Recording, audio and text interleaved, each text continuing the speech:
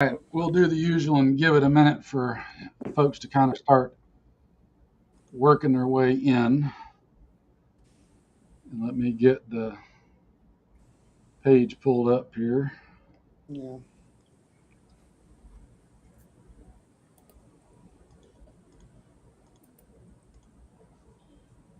All right. There it is. Yep.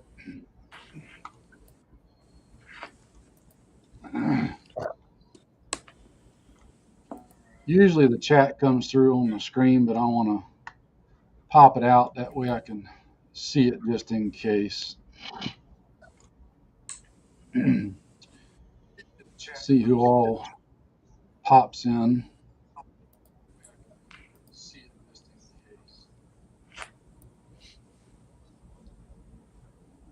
I'm hearing one Oh, of yeah. y'all not.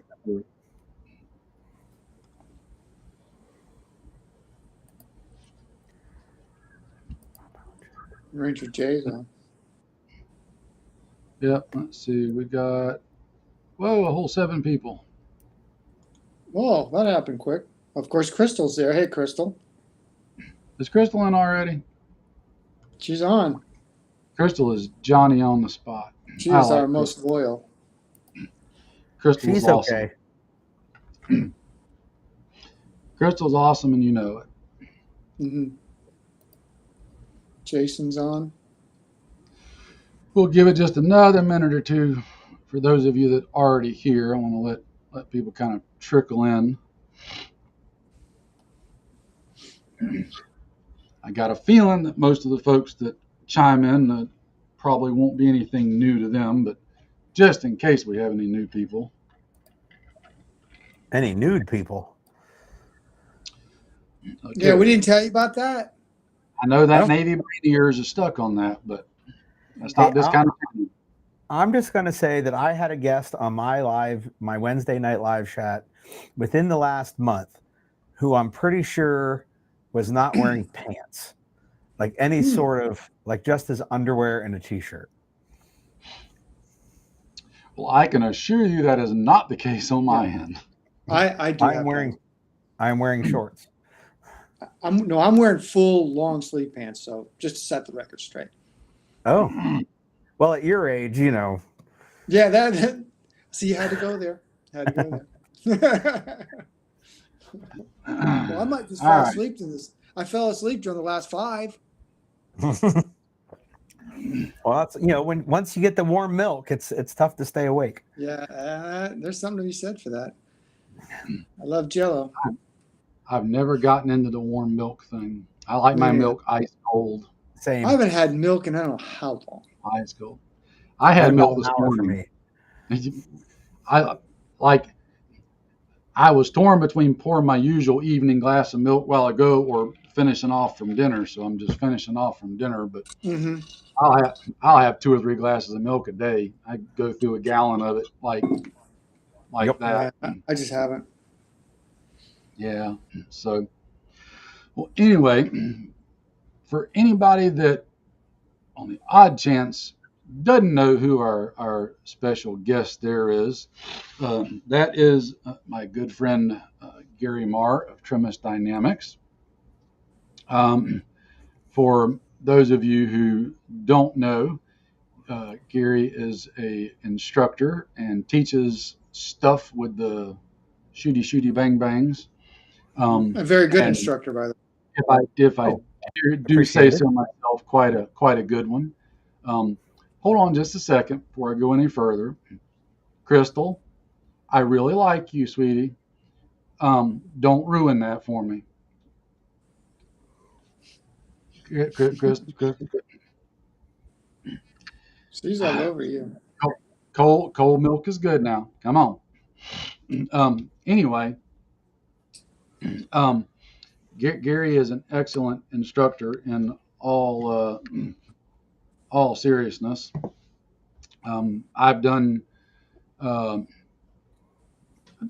couple with you now, Garry, Yeah. or Some, something like that. I don't keep track very well. Yeah, I don't either. And I know Noel was you did one that Noel was Yep. here for. Um, So we were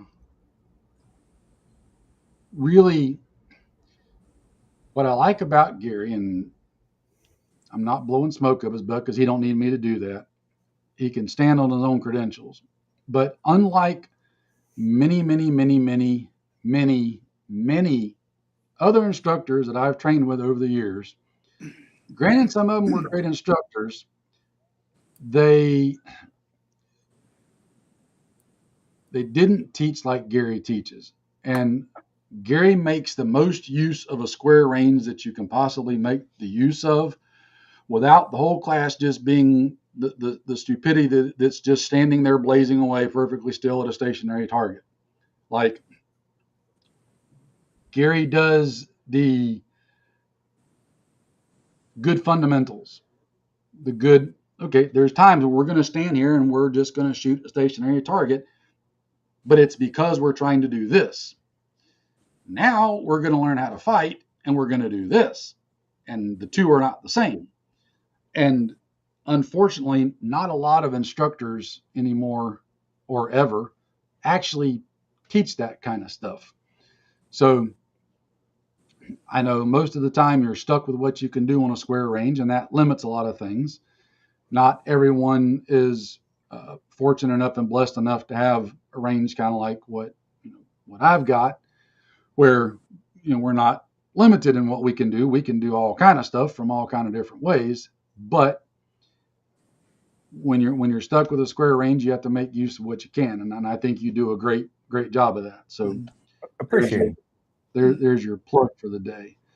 And I know Noel's got a pretty good background in doing this kind of stuff, and has taught for quite a few years himself. And Noel can give his own thoughts on Garry's teaching. So before I even met Garry, I seen some of his videos, and so there are no refunds. What? There are no refunds for those videos. No. So I watched one of his videos, and he was, I don't remember exactly what you said, but you were like, yeah, so you get in a gunfight, or whatever, and someone's shooting at you. The first thing you did was go to cover. I mean, you went out of the view and you went to cover. And, that was one thing that I think that you and I had in common, was because when I was an instructor, that was what I taught. It wasn't like, you got to get out of the holster, and you got to be able to do that in a relatively decent amount of time. But if someone's got to draw on you, and chances are they might, you got to go to cover. And so that, I'm like, and I never met you, and John had mentioned you, but that impressed the living daylights out of me. Because I think the same way, and taking the class with you that day, I was really impressed by mainly your demeanor, common sense approach. You're very positive, because we had people there of all different abilities. Oh, yeah. I think we had two there. Maybe we never shot a gun before. I don't know, but you were able to get everybody a little bit better that day. And the ones that were new were a lot better, But I really like your style of teaching, and I maybe it's because you and I on some of those issues thought exactly the same, and I thought that was really cool. And so I would promote. I'd love to take another one of your classes, or a couple of them. And I would promote anybody that is looking for a good firearms instructor coming from another firearms instructor. I think that you need to look Garry up. So, I mean, and I'm only saying that, and it's totally true. So I appreciate that. I really do. I'd like to take all the credit for being, better than mildly adequate at what I do. But I learned it from people I consider to be great as well. I watched my instructors that were the ones that were awesome, and I was like, I'm going to use that, and I'm going to do this that way. And The things Yeah. that resonated with me, I just lifted and said, "Yep, I'm gonna say this the exact same way that guy says it because that's the way it hit me." One of those instructors is actually in the chat here somewhere, or up there somewhere. I saw Jay Gibson say hello, sir. Oh, Jay's in here. Jay, evening, sir. I didn't even see Jay pop by. Jay is another one that I've got to somehow talk into stopping by down here and maybe doing a little something with us sometime. But I don't like to bother Jay because every time I look, he is off somewhere doing something with somebody, and it. I'm wondering if the man's part cyborg, if he ever actually even sleeps, because Yeah, he he. doesn't do a lot of that. No, so Jay, if you're still listening, one day I got to get you by down here. Yeah. Um, You, when you were as a firearms instructor, have you found yourself? Because I did this. Like, you start teaching this way, and then I didn't get stuck on one way. I was like, oh, this is a better way to do it, and then because things kind of change and kind of weed your way Yep. through it, change and yeah. Oh, absolutely. I I probably think would a be lot of appalled if a I lot could of go them back don't. and I see that all the time. Somebody will take some video from a class and of an instructor giving a block of instruction, and they're posting it to their, hey, look how cool this weekend was. Look what I did, and I appreciate all that. And then I would listen to what the instructor says, and I go, oh, that's very 1977 he's got going on right Yeah, there. yeah, yeah, yeah. And not all the stuff is good. I mean, you got to weed through it, Yep. So, but, there are things that people come up with and develop some techniques and you just got to sort through it with your experience and see what you want to teach. So It was humbling for me. I thought I was a genius and came up with, or I shouldn't say came up with, uh, fell upon a way I thought to fix type 3 malfunctions, and I was like, I'm going to blow everybody's mind with it. And when it worked, everybody's mind was blown by how fast it was. And then the first time it didn't work, I was like, what about my technique, like the sting that I was bringing? And then I could replicate it not working a couple of different times, and was like, I have to throw that away now because this cool thing I thought I was going to blow everyone's mind with isn't cutting the mustard. And I'll just go back and do it the old way. And that was a blow to the ego there for a moment. And and then I got over it and moved on. And I completely understand. Absolutely. well, and like one of the things that I like is, and I've told you this before, Gary, in our previous conversations, that you've taken a lot of stuff from different people and kind of just put it in a big stew pot and mixed it all up to make it your own thing. And none of it is a carbon copy of here's what this military unit does. Here's how this law enforcement thing is done. Here's how this and your stuff is so much more oriented towards, the guy that I preach about all the time, that armed prepared citizen who I'm not trying to be a SWAT officer kicking in a door serving a warrant. I'm not trying to be, SEAL Team 6 on a hostage rescue mission.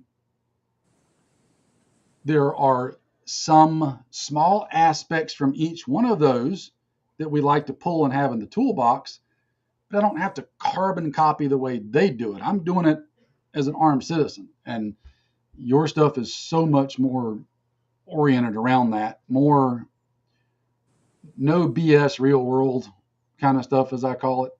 So speaking of all that, why don't you go ahead and lay out what have you got coming up on the calendar this year as far as upcoming classes and locations and events and all that kind of good stuff.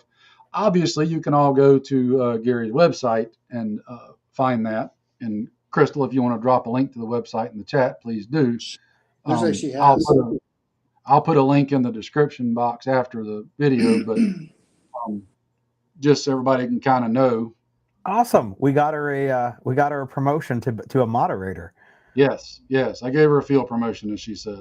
Good job. Awesome. I was just about to say, I don't think she can put a link in there because you got to be a moderator.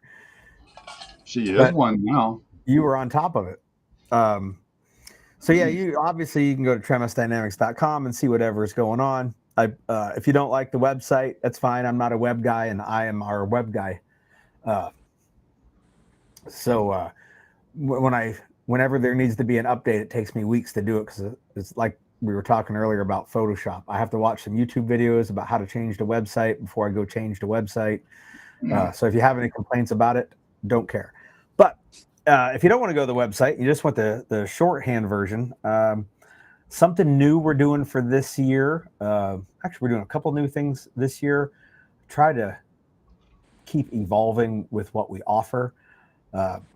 Don't want to rest on our laurels, not even so much as just the curriculum and never being evolving the curriculum, but inside of a particular class. But we want to keep offering different classes so that the things that we, the group of people I've put together to collect knowledge, like if we have something we can, build a workshop or a class or a multi-day class out of, then I think it's best for the students that they have more shit they can do instead of just taking the same dynamic pistol class 10 times. Right. But so things we're doing new this year that I'm pretty stoked about is one of the police departments in the next county over hooked us up with their range. So we now have somewhere we can shoot 24 hours a day. So we started adding a lot of low light stuff. We've had a couple study groups. We got in 2 weeks, like Memorial Day weekend, we're calling it workshop weekend. We got 3 workshops in 2 days, shooting and moving pistol workshop on Saturday. We're take like an hour off, and then we're going to do a low light pistol workshop Saturday night and a low light carbine workshop Sunday night. So, and that's all white light stuff, no night vision. We got some night vision stuff coming up later as well. But we're going to do more stuff in the dark. So that's new for us just because we have a close facility we can use. We've done some dark stuff before on travel classes because we found ranges that we could use in the dark. But now we're doing those back here. We're also it's getting close to the summertime, so I'm going to start pimping out the all hands muster on August 3rd. That is our big event of the year, I guess we'll call it. We try to get a handful of instructors from around the country, friends and instructors that we like, that we pay money to take their classes. We get them to come up here to PA, and everybody gets a block of instruction, and whether that's in a classroom or on the range or hands-on, like combative stuff or medical stuff. We had 8 or 9 last year. I think we had more instructors than we had time in the day. This year we're going to have even more instructors, so there'll be time. You can't get everything. Like if somebody comes to the muster, there'll be a time when they have to choose between a presentation on retention shooting here or a tourniquet application workshop over there. Like we're going to have multiple things running at a time. And we gave away last year about $3,500 worth of prizes that like people in the industry donated to us. I believe there might have been something from UW Gear in there. That guy's okay too. It'd be great if he came up and handed it out himself. I'm just saying. He's like, I'm tired of hearing that. That would be great. So that new stuff, there was the new thing. The muster is this will be the 3rd one we've done of that. We got a bunch of training around the muster as well. Other guys coming up. I try to promote them. We host as many cool guys as we can, and in that 2-week span, like before and after the muster, Jay Gibson and Andrew Smerschrecker are coming up to teach a combo class together, patrolling the homestead.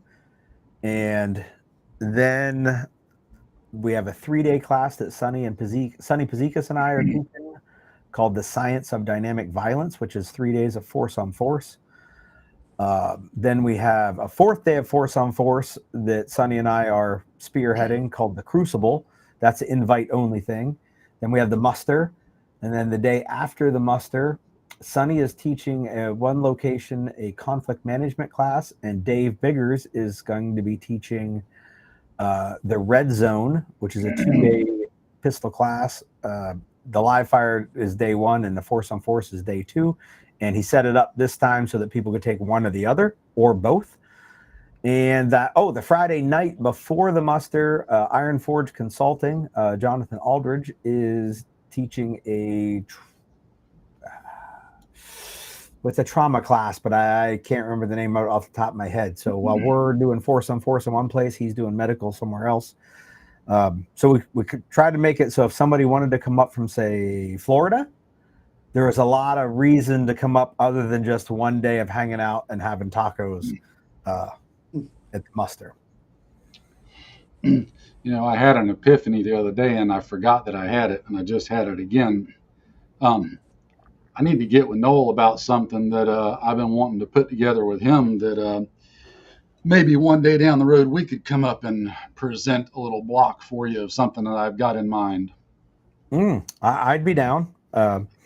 I don't have a schedule filled out for this August. If you want to, put it into gear and get that shit ready. If I could commit, I would. I'll talk with Noel about it later, and then once I talk with him, I'll run it by you. I don't want to give any spoilers on here. Yeah. So, well, it sounds like you got a pretty full calendar. Then you still going? Is everything in PA this year? Or you got any traveling? So we came down and saw you guys in, what was that, February? February.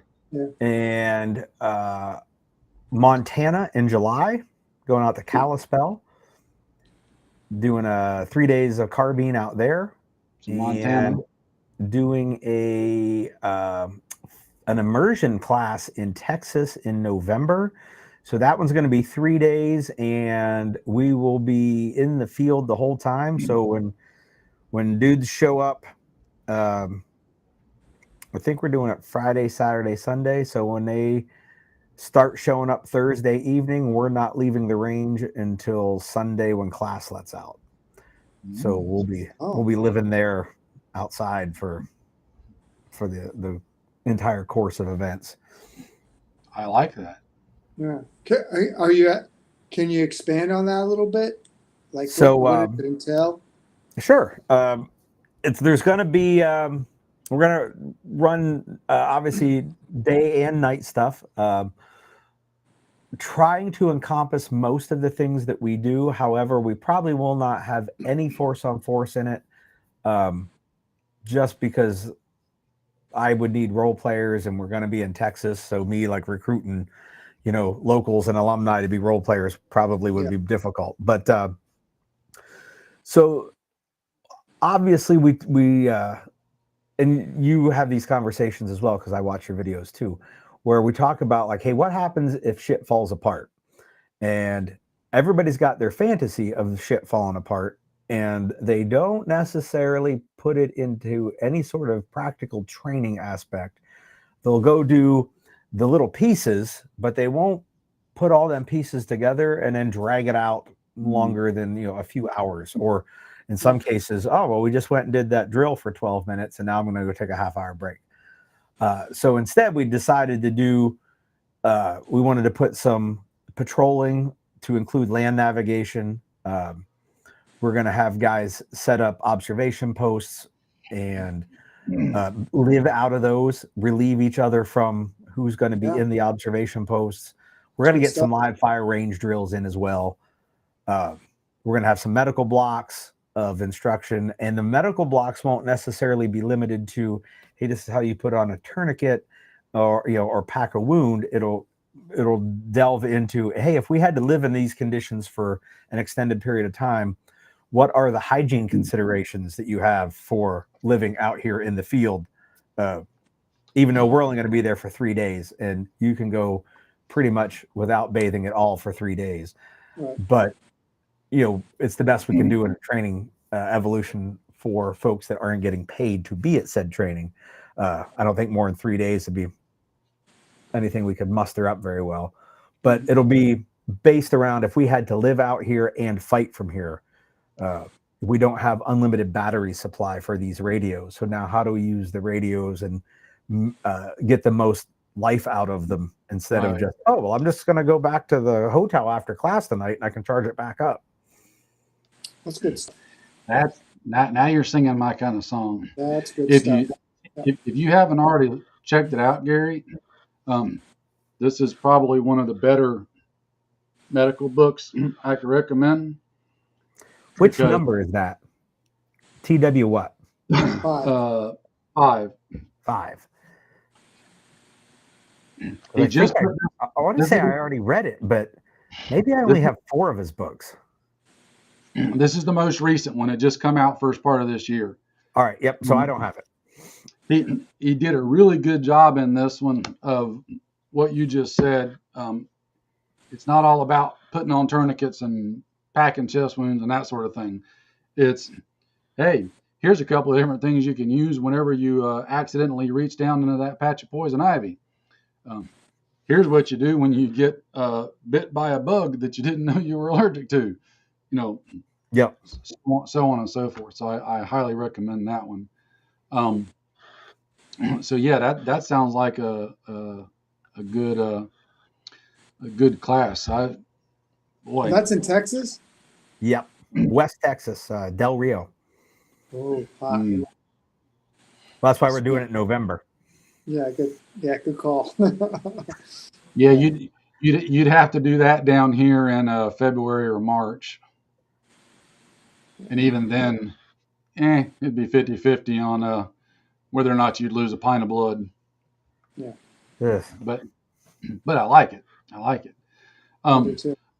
While I'm thinking about it, just so we can interject it in here, make sure you guys go and visit that website right there that's on the screen and in the chat, because that is a mutual cool guy supporter of both Gary and myself. Gary's known him a lot longer than I have, but in the time that I've gotten to know him, pretty solid dude that I like to make sure everybody supports, because he does a lot with me and Gary, and is one of the few people in the industry that actually gets out and does the stuff as well. He will show up at Gary's stuff and get out there and sweat and stress and bleed, to the point that sometimes Gary even tries to put him in the hospital, which I'm not going to say try. Like, we were successful. Okay. You did put him in the hospital. I mean, I would kind of prefer that you didn't do that. Kind of like the guy. I think we need to keep him around. Well, sometimes you have to let somebody know, like, hey, you got to watch your, get your shit together. This is what we're going to do to you. That's truth too. That's truth too. Didn't scare him away. He was back in class this weekend. So no. All right. Well, good deal. Yeah, Ammo Supply Warehouse. Make sure y'all go check them out. Gary does not get paid by them. Neither do I. We just both like hooking a brother up. So there's that. What else were we going to touch on? It's weird that you were talking about Becker, and then we talked about touching. That goes hand in hand. Oh, well, Becker, look, I had no part of that. I told you I could go, rough him up a little bit if you needed me to. He's a short little dude. I think I can outrun him. So, but hang on a second. I have to answer one thing. Give me just 2 seconds. You got it's your live stream, man. You got all the time in the world. No, because it won't be long before it's my bedtime. Yeah, Heck, I just wolfed down dinner because it's an hour earlier here. So Oh, one of those types.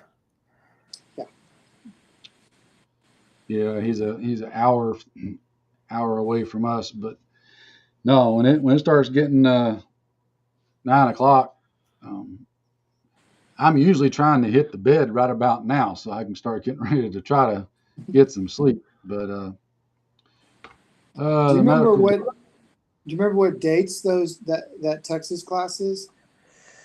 You said it Oh, was. You said it's in November. it is in November. Okay, I am that's good opening enough. up my calendar as we look or as we speak. November 11th, 12th, 13th, and 14th. 11th through 14th. Yep. So like Friday Cool. night through, and it's Sunday, Saturday, Sunday, Monday, 3 full days. That Monday is Columbus Day. All right. Or whatever else fucking holiday they decide to tack on to. Yeah, Indigenous Day or something. Yeah. Yeah. Yeah. That's cool. That sounds really cool. And that What's your class, if you eat 3 meals a day, you only need to bring like 1 MRE per day, because we're going to the part of the class is will include you getting fed the morning and evening meal. So okay? when guys look at it and go, "Oh God, that's fucking expensive," part of your board is covered and your room, because we'll be there in the great outdoors. Oh, so the room the room is the outdoors. Yep. So whatever you bring on your back is your room. I'm good with that. Well, we will be able to run back to cars. Like, so if you go, oh, I should have brought this other thing and I didn't, it's okay. Like, we can go back to where we parked and get the shit out of the car that you forgot to get. And yeah, all in learning. Yeah. Good. Yeah. What's your favorite class to teach? So I got asked this actually once a couple of weeks ago, and it's a toss-up between the master class, which is I would call it maybe my most advanced class, and I'll give you a rundown of what we do in that in a second. Or I really enjoy Fish 1, or maybe all the Fish series, which is fighting in someone's house, which is not CQB, but it's not CQB. Those are very enjoyable to do. But I think my favorite class to teach is the master class, which it's for alumni who have done all the not all the classes, but the air quote all the classes, and they're looking for the what's next without making it a 4 or 5 day immersive class. Like, what can I get for one range day that's the next step? And it's a long day. We start earlier in the day and we run through the night. So we need to have a range that we can shoot into the dark in. But the beginning of the day is, if you look at the typical drills that you do at the range when you want to go practice, and you do them all very, very well, what can we do to make training more challenging? So we spend a chunk of day doing that. And then as the afternoon gets there, we pretty much ditch pistols, stick all to rifles. And now, instead of the mindset of how do I survive a fight, the focus is how can we press the fight to the bad guys so that it's over quicker, instead of how can I survive this gunfight until whenever something good happens. We change it to be much more offensive than defensive, and then we run that all the way through into the night as well. So like at the end, we have multiple groups of dudes moving in all the different directions, communicating with each other under white lights with multiple bad guys using cover, not you shooting on a move, like all of it's wrapped into, drills that encompass all the stuff. So that's always very, very fun because you don't take that class if you're not already pretty good at the shooty parts. So there's less coaching about, like, I don't ever have to say, hey, reset your trigger or fix your grip. Like, they're all past that. And now it's just about what tactics work best for pressing the fight. The application. Yeah, absolutely. Yeah. Good. Cool. So that's super fun to teach just because it's, we get to see them go further. Yeah. I always had a great time, like in some of my advanced classes, when I had guys in there that were really good and we would have discussions, why this technique. Most of the stuff that I taught was stuff that I'd actually done, in raids or whatever. And so, but they have come from other instructors and we would get into really, I mean, it wasn't like, well, no, it was a good, hey, I'm doing this because of this and blah, blah, blah. And they say, it was really rewarding. I really loved it. We get in these good conversations. Yeah, so. I learn a lot of stuff from students, and it isn't like, oh, I taught him how to do this. I'll learn a lot from the question that they ask, because sometimes that leads down a rabbit hole where everybody ends up learning a whole lot of stuff we didn't plan on learning. Yeah. Yeah. It's kind of a branch off from what you're saying, what you're teaching, but it comes back around because it has applications. Absolutely. Yep. Yeah. One of the things that I've gotten where I like asking other people, and I don't teach like y'all do, obviously, but I've helped here and there. But I like asking other people when they're saying, okay, well, here's how I'm doing this, that, or the other. Why? And sometimes you'll get, well, because instructor so-and-so told me to. Okay, why did he tell you to do that?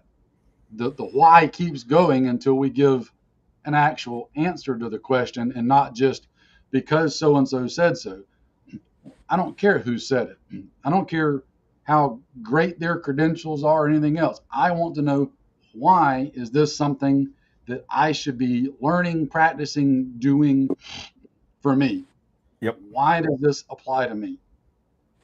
And I think in the civilian world, like we don't focus on like lowest common denominator training. Nobody comes to one of my classes that was forced to be there. Like, they didn't show up and be like, hey, guess what we're doing tomorrow? We got to go learn, small unit tactics. So the fact that they want to be there, that they're paying their own money, means that they want to know why. And I want to tell them why. And I'm super stoked that they want to know why, versus when you got 30, cadets that show up and like, we were told to be here. What time do we get out? They don't want to know why. So in those situations, I can see people saying, just do A. And then when that's done, do B, and not even going into the details because those people didn't want it. But I also couldn't teach those classes. Like, that would not be enjoyable for me. Yeah. No. Yeah. But for me, it's one of those things when you start really pressing people on that, because you'll get people that have got their set, dogmatic way of doing something, but they can't ever explain to you why, other than it's what this instructor taught them in this class. Well, in that class, did that instructor explain to you why you're doing this? And you see some people's face just go completely blank, and then they're like, well, I don't know why. Well, if you don't know why, don't you think maybe you ought to find out so you can really make sure that it's what's the best thing for you to be doing or the best way to do it or whatever? Yep. It might be, but don't you want to know that? Don't you want that confirmation?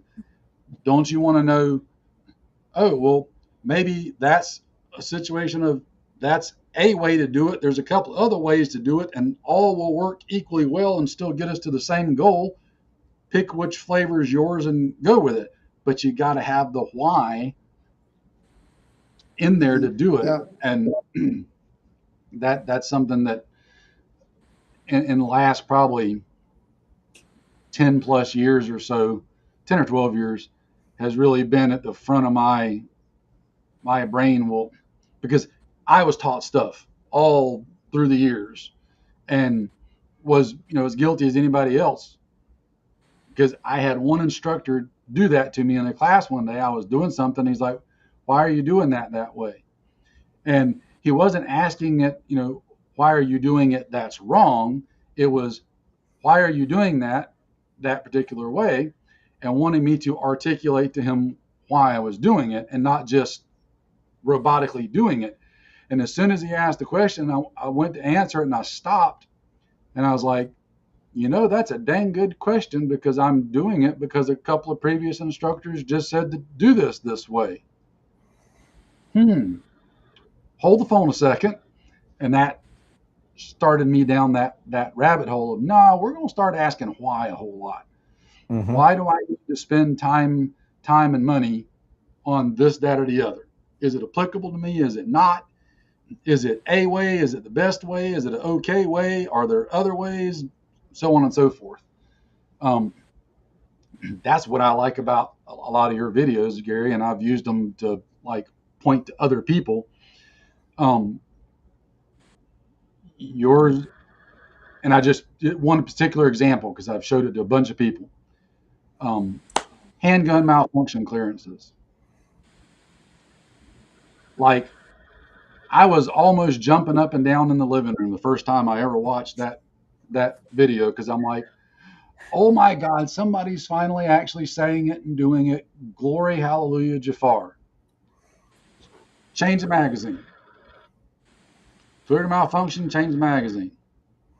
It's the same thing. It fixes everything.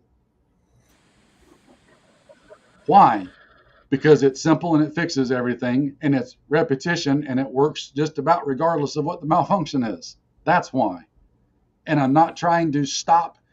I don't care why the gun's not working. I just care that the gun's not working. I want to make it work.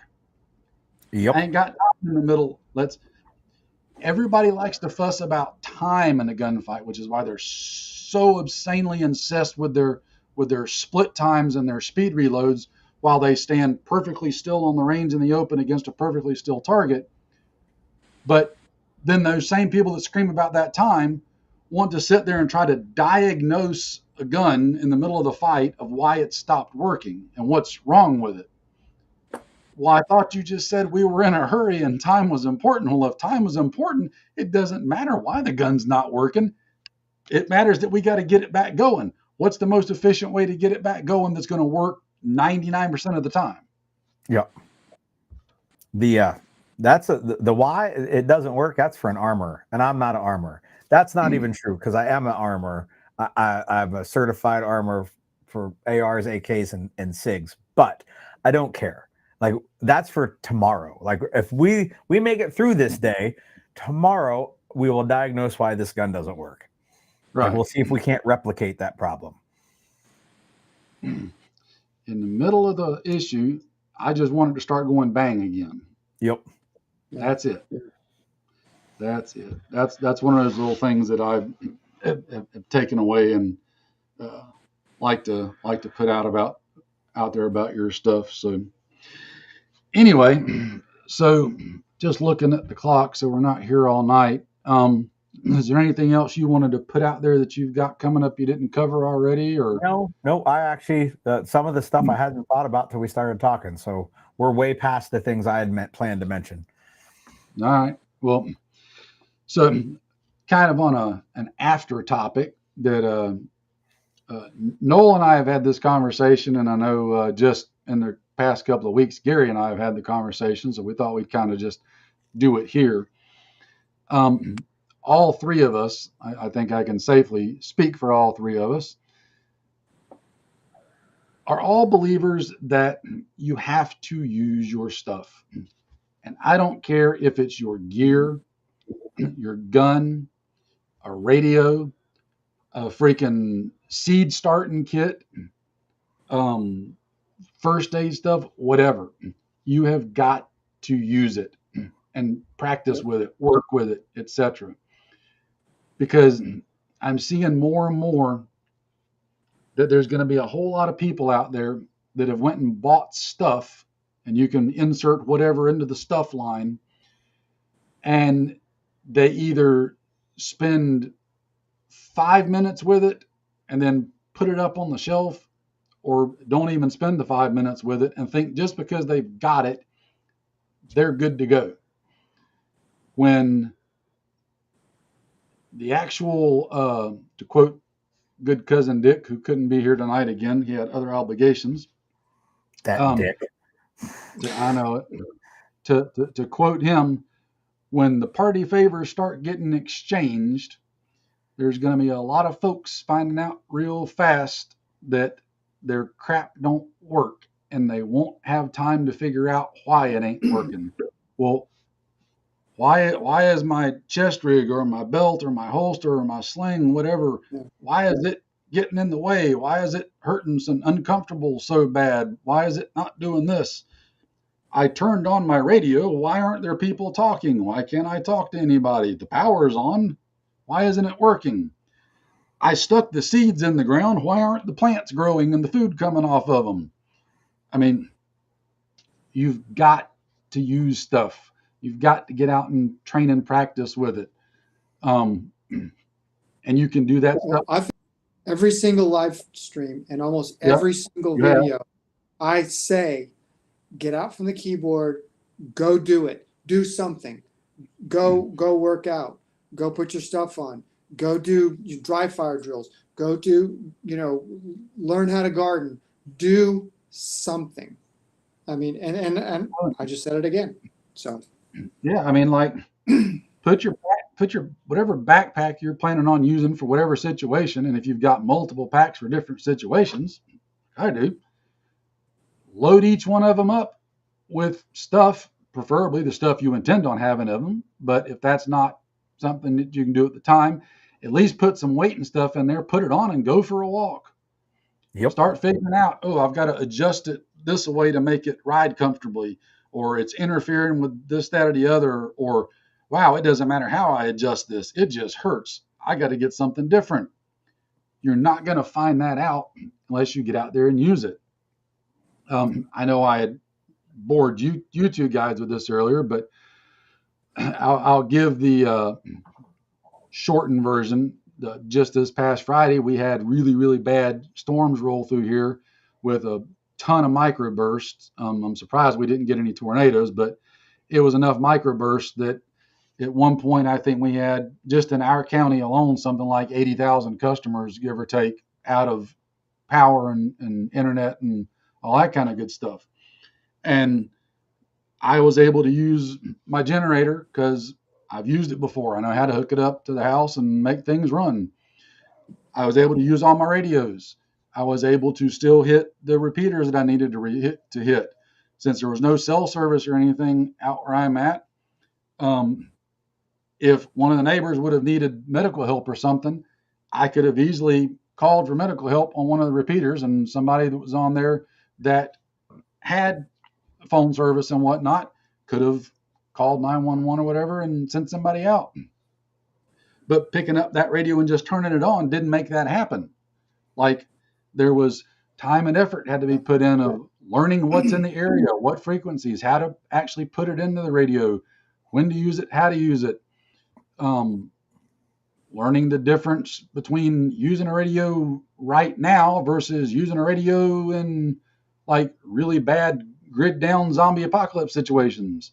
Two different things, but you got to learn all this stuff. The point of all that is, as Gary and Noel both are advocates of, you got to get out and use your stuff, guys. You got to do it. Be it, like Noel said, dry fire and stuff, taking classes, whatever. And I'll just throw this out there too. If you ever go to take class with an instructor and they try to discourage you from using your gear and stuff, that should set off some red flags with you. Now, by using the gear, I mean appropriate gear for the class. if you're taking a handgun class that's focused around daily concealed carry, and you're trying to show up with a 50-pound ruck and a chest rig, not applicable for the class. But if you're taking a carbine class, then show up and put your chest rig on or whatever it is you intend on using to keep your gun in the fight should you ever actually have to use it. And if an Yeah. instructor ever discourages you from doing that and just saying, oh, well, just put a couple on your belt line or whatever.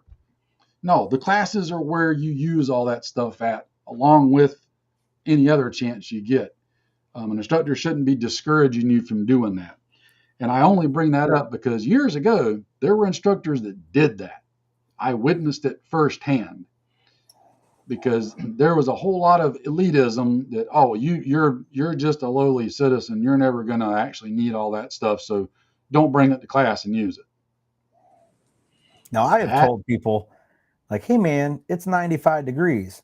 So it's cool that you want to wear your plate carrier.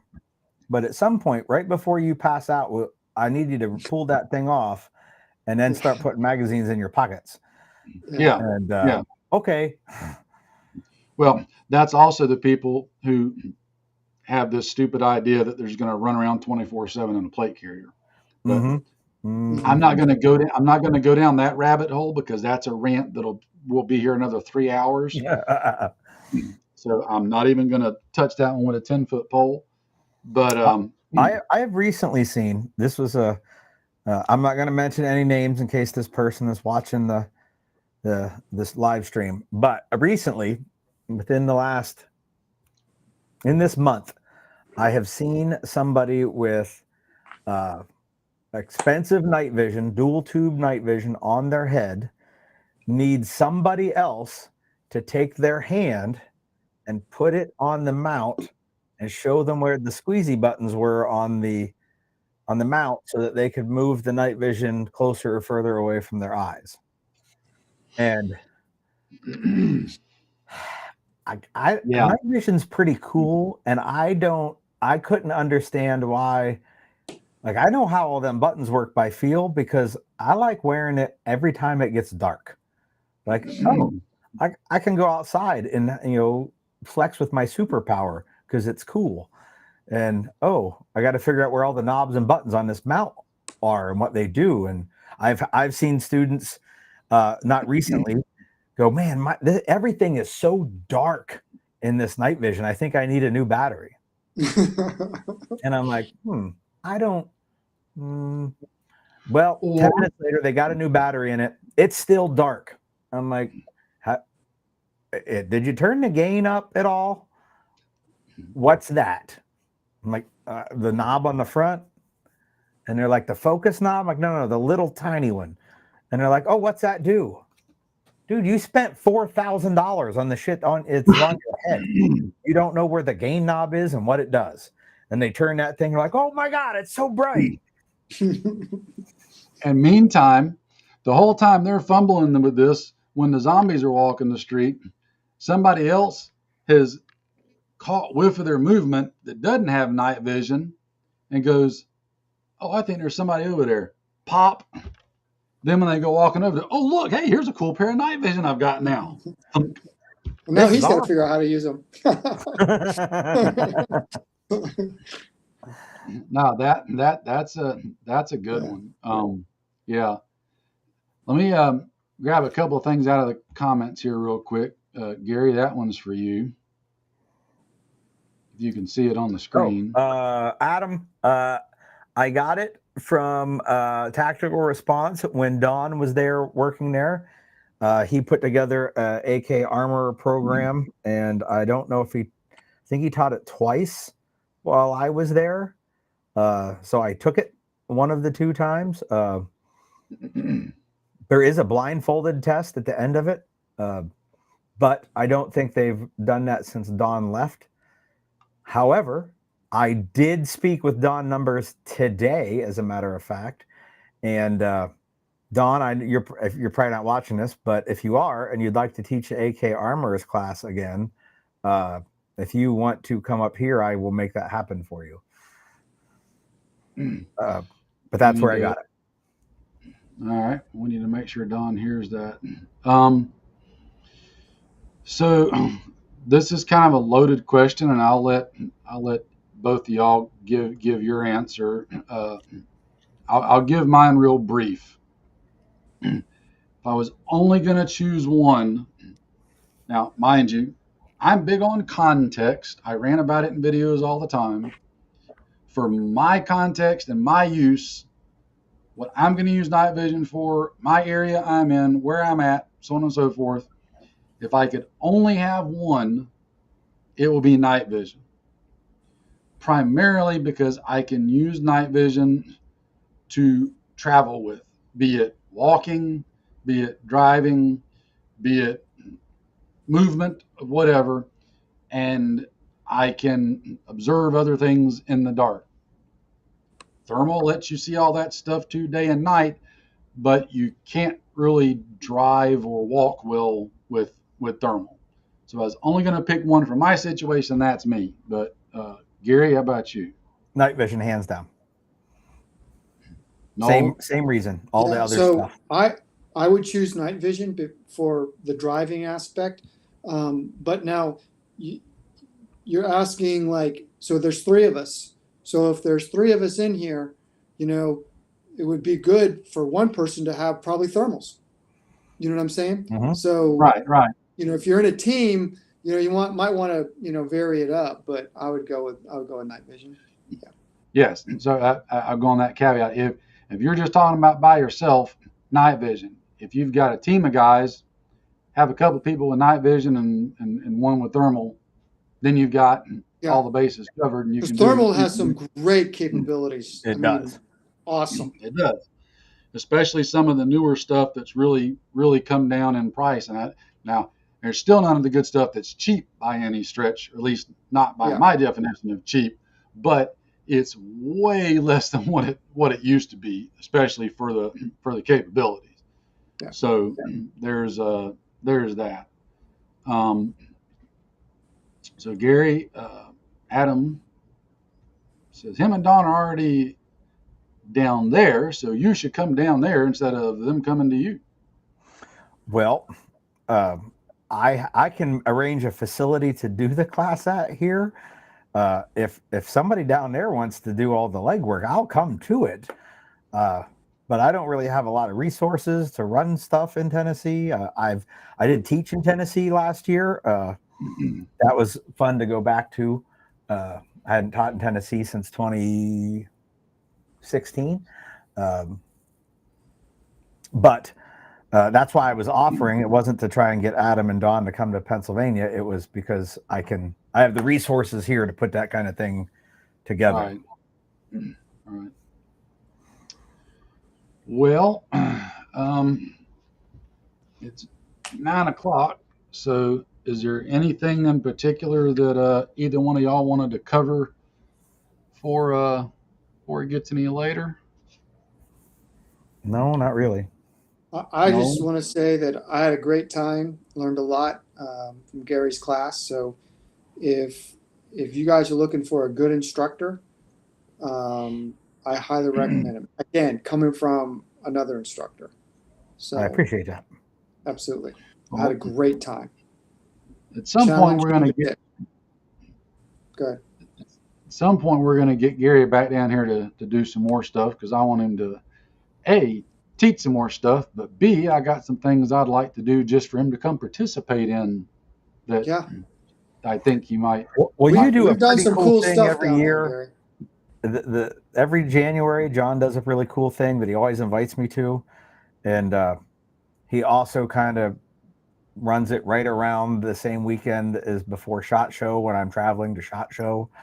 Uh, so that kind of bites me in the ass every year. And the Yeah, last it few does SHOT that. shows have been very lucrative for me to go to. Yeah, it kind of does that for a number of people. Yeah, Um, but unfortunately, a lot of that's kind of out of my control. I'm kind of limited on my dates and time frames in there for some of that stuff. But there are other things we can plan to do, absolutely. which I've got.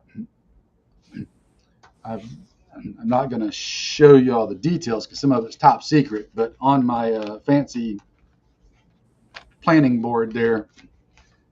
I got some stuff I'm working on, private stuff, but stuff that I hope to have at some point where you can just come participate, if nothing else, that I think you would enjoy and might be able to take back home with you. So, um, let's see. We Trying to should think if there's set anything. something up for down your way in the beginning of next year. Weather, obviously, before it gets too fucking hot, and I would say not in the cold, but I don't know if you guys actually ever have any cold. But I was talking Depends with, on what you can. I turns out I know a lot of folks in Florida, and I thought about maybe a possibility of coming down to Florida, teaching an open enrollment class, probably back down at Aries again, and then hanging around and seeing a few folks, and then maybe putting something together back at your range, not open enrollment, but something that we could do there and bring the people Yeah, out. yeah. And No, that'd be good. Yeah, I'm leaning kind of towards uh, February's a good month weather-wise, but it's a sucky month because of family birthdays and stuff that I can't miss. So March is kind of the next best time frame for me to plan the stuff I want to do with us. Usually, it's still cool enough that we're not completely dying from the wildlife, um, but not freezing either. Um, and by cold, it all depends on what your definition of cold is. Some of the stuff we do, I think the lowest it's ever been when we were doing stuff was, I think, 22. Yeah. 20 or It was 22 is about the cold. lowest. I mean, that's it's been cold. cold out there, man. I mean, it may be Florida, but it was cold. I mean, cold is cold, no matter where it is. So, but it's not Yeah, like 20. Nanook or the North stuff. But I mean, it's cold. No, no. Quick story, and then we'll wrap it up. Years back, and this was before Noel and I even started doing stuff. Had a friend come down from Northern Virginia, and I was warning him that, look, here's the weather forecast where we're going to be at. Um, the temperature of the closest weather station is saying that it's going to be about 28, but typically where we're at, it's usually about 5 degrees colder than what the official forecast temperature is. Well, due to where we're at, he had it in his head. Oh, I'm from Northern Virginia. Um, it don't get cold. I'm going south, and it don't get cold down there where you're at. I'm like, well, I'm just telling you, 28 here is the same as 28 anywhere else. It's still 28. In fact, in some cases, it might be worse because our humidity tends to not drop. And you're 28 with, 70 plus 80% humidity. It can be kind of miserable. Whatever. Long story short, he come down and we're out in the woods for a couple of days, 3 days. And very first night, it hit 28. And all he brought with him was his USGI patrol bag, the bivy bag, and I think that was it. He didn't bring a tent, didn't bring intermediate bag, didn't bring a poncho liner, none of that. Well, he got up the next morning and was not a happy camper because he was cold all night. I said, well, I tried to tell you 28 here is the same as 20 anywhere else, 28 anywhere else. Well, the next night, it ended up dropping down to about 24. And where we had our campground at, again, it's private place. We got a big campfire ring. We got big concrete blocks around it, and those concrete blocks do a good job of absorbing the heat and then kind of radiating it out. So we had a good time sitting around the campfire. Well, we all went to our tents and such that night and went to bed. And he was laying over to the side. And when it got up the next morning, he had inchwormed himself all the way over to the campfire and was literally spooning the concrete blocks around the campfire and was completely mummied up inside his patrol bag and bivy bag. And there was a layer of ice across the top of him because all our humidity in the air makes for very lovely frost that almost makes it look like it's snowed when it hasn't snowed. And I went over and kicked him, and he come out of there flinging ice everywhere and was inventing new words as he was coming out. And I think that was the last time he ever wanted to come south, because he was like, if I wanted this nonsense, I could have stayed home. I was like, I tried to tell you, but look, you're not, when you come down here, to me, you're not in Florida, right? Like, Florida is Orlando South. That's what you see on the Chamber of Commerce postcards. That's what you see on the travel brochures and everything else. Way up here in the north, close to the Georgia-Florida state line, there's reasons why we're not on any of the postcards and why there ain't really no tourist places here, because people don't want to come here because it feels like they haven't left home. It's dramatically different a few hours south of us. Dramatically different. So anyway, that's my little story about that. So Cold is cold no matter where you are. Yep. It's all going to be the same. I'm trying to check the comments real quick and make sure that I don't miss anything before we bail out of here. The coldest I've ever been was in the desert. It was probably only 50 degrees. Was like 120 earlier in the day. Mm-hmm. And I had one Navy issue wool blanket. And I have never felt so cold in my life. Yeah. That 70 degree difference in temperature from, high noon to overnight was Shocking. huge. And, it's 120 degrees during the day. I don't even need this blanket, but I'll bring it anyway. Yeah. I needed way more than that blanket.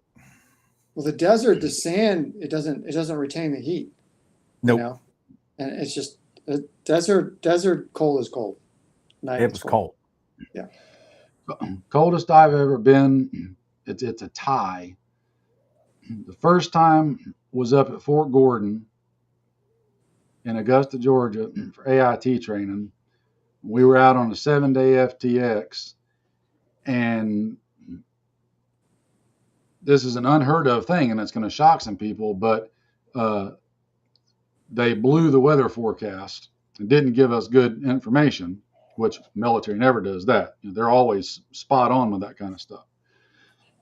They somehow failed to notice the huge cold front that was coming through, and we went from upper 60s to lower 20s, and then when it got to the lower 20s, it never got above freezing.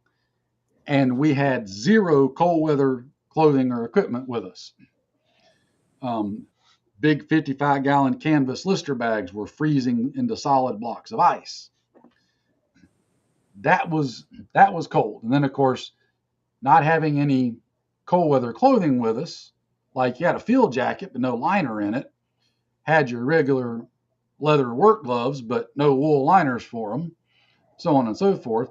And then, of course, the GP medium tent that we were in, because we only had the best of equipment, the heater stove that we had back in the day for them, ours decided that it just didn't want to work. It's probably missing half the parts, but so there was no heat. So yeah, that was fun. And then tied for that would be up at our place. I spent the night one weekend up there by myself and had my little one-man tent and this was my own fault. It was supposed to stay in the 40s for the low that night because it was drizzling rain and cloudy, and the cloud cover acts like a blanket, doesn't let the temperature drop, yada yada. So I had my patrol bag, and I did think to bring a poncho liner with me. I had my patrol bag and my little one-man tent, and that was it. And about midnight that night, I was sitting around a little fire, and all of a sudden it went from pitch black dark to daylight. And that's when I looked up and I noticed that, oh my God, there's a perfectly clear full moon up there. And then you look, and it's like you took and just drew a line in the sky of this cloud bank as this front was pushing through, and the clouds were gone, and it was perfectly clear sky behind it with the moonlight lighting it up. It was at that moment that I knew I was screwed, because with that cloud cover gone, the temperature was fixing to drop, and it was going to drop bad. That was a cold night because it got down to, I think, 19. And I literally was bundled up inside the poncho liner, inside the sleeping bag. I had socks on my hands. I had little thin neck gaiter pulled up over my face. I had a candle lantern. There was one of those big ones that'll last like 2 or 3 days, and it's got the little metal thingy with it. I had it hanging up from a loop in the top of my little one-man tent, and I'd literally light that candle lantern and leave it burning for about an hour at a time just to try to take the chill off the inside of the tent. Holy crap, was that a cold night. I mean, I could have went and walked back to my truck, got in the truck and warmed up, but at that point it was the principle of the thing. Yep. I felt Too like cold to too old to get out. I deserve the punishment because it's my own stupidity for not coming better prepared just in case. And ever since then, people have wondered why whenever I go camping and stuff, even if it's wintertime, I've got like multiple sleeping bags, multiple poncho liners, extra cold layers of clothes. In my ruck somewhere, I've got like freaking 30 of the little hand warmers, because I'll be popping hand warmers and tossing them all inside the sleeping bag and zipping that puppy up.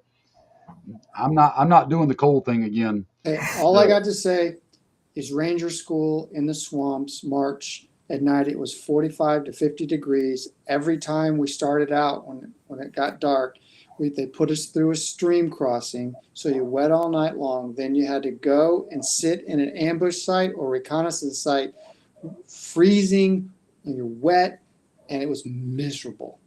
That's the coldest I'd ever been. And it was day after day after day for 2 weeks. You got us all beat there with that one. That Yep. sucked. 50 degrees in a swamp staying wet. It was sucked. Yeah, that would be. I don't think people really understand that kind of miserable. Yeah, it's miserable. Anyway, all right, enough rambling. I think we've covered our hour easily here, just over the hour, in fact. So I got nothing else. Gary, as always, I appreciate you coming on and letting us kind It's a pleasure to see you again, Gary. Yep. You too, sir. push your stuff out there. And guys, go out and do it. Do something. Do something. Yeah. Train. Do something. Go do the things. And when you need to get training and stuff, if you're up in the Northeast area, give Gary a look up. If you're in any of the places that he's traveling to in Montana or Texas or whatever, make sure you don't miss the opportunity to hook up with him. I don't think you'll be disappointed if you do. So on that note, I'm gonna push the button and say goodnight because my old man body is starting to say it's bedtime. I hear you. See you guys. Have a good night. I will See you catch next y'all week. later, everybody. I appreciate